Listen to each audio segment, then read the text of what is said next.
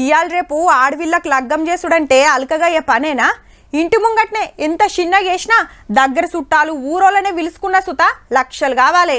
అయితమాయ్ బిడ్డ కన్నా ఎక్కువనా అనుకునేటోళ్ళు అప్పో సొప్పో చేసి ధూమ్ధామ్గా లగ్గం చేసి బిడ్డను అత్తగారింటికి సాగదోలుతారు. కానీ పొద్దుంటే మాపుండని ఒక్క పూటకు సుత తిండికే తిప్పలు పడుతున్నోళ్ళు బొచ్చడు మంది ఉంటారు. గసొంటల కోసానికే గీ కార్యం పెట్టిర్రు.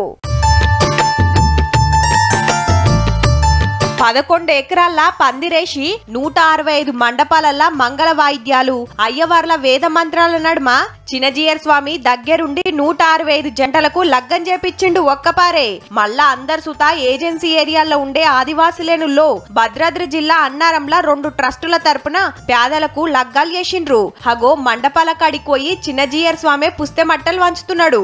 పెట్టుబోతలు అన్ని కలిపితే ఒక్కొక్క జంటకు 60,000 మీదనే ఖర్చయిందట. ఈ లెక్కన ₹1 కోటి పెట్టి పేదలకు పెండ్లి చేసిరన్నట్టు. మండపాల చుట్టూ చుట్టాలే ఆటోలు ట్రాలీలు కట్టుకొని వచ్చిండ్రు పెళ్లిలకు. అయితే ఏ లగ్గంలోనైనా పిల్ల మెడల పిల్లగాడు పుస్తె కడతాడు. కానీ ఈడ పిల్ల సుత పిల్లగాని మెడల రాములవారి బిల్ల కట్టింది. గట్లెందుకంటారేమో.